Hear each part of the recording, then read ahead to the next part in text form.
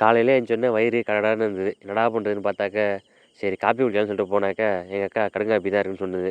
சரின்னு சொல்லிட்டு கடுங்காப்பிய குடிச்சிட்டு வயித்த நெப்பலாம் அப்படின்னு சொல்லிட்டு, வெயில்ல உட்காந்து நல்லா பதமா பார்த்தீங்கன்னா, சுட சுட உட்காந்து காலையிலேயே கடுங்காப்பிய குடிச்சு முடிச்சாச்சு.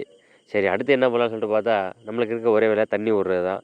போயிட்டு செவுரு வர வர பார்த்தீங்கன்னா, நாளுக்கு நாள் அதிகமா தான் போயிட்டுருக்கு. உயரமா போயிட்டுருக்கு. ஏரி, எட்டி பார்த்தீங்கன்னா தண்ணி விட வேண்டியதா இருக்கு. ஒரு வழியா ஏரி கீரி தண்ணி விட்டாச்சு. விட்டுட்டு வேலைக்கு கிளம்பியாச்சு.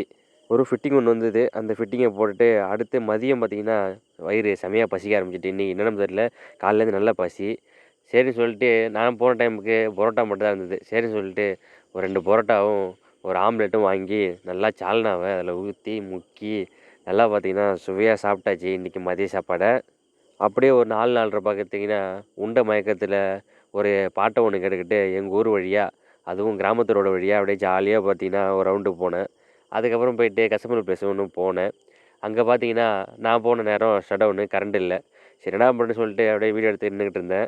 எங்க ஊர் ஹைவேலாம் பார்த்தீங்கன்னா, கொஞ்சம் நல்ல மாற்றங்கள் தெரிஞ்சது. அதையும் பார்த்துக்கிட்டு நின்னுட்டு இருந்தேன். அதுக்கப்புறம் ஒரு வழியா அந்த இடத்துல போட்டு முடிக்கிறதுக்குள்ள சின்ன ஃபிட்டிங் தான் இருந்தாலும் பார்த்தீங்கன்னா, 8, 8:30 வரைக்கும் ரொம்ப லாங்கா இழுத்துட்டு, சரின்னு சொல்லிட்டு நம்ம வீடு பக்கம் தானே சொல்லிட்டு போட்டுட்டு இருந்தேன்.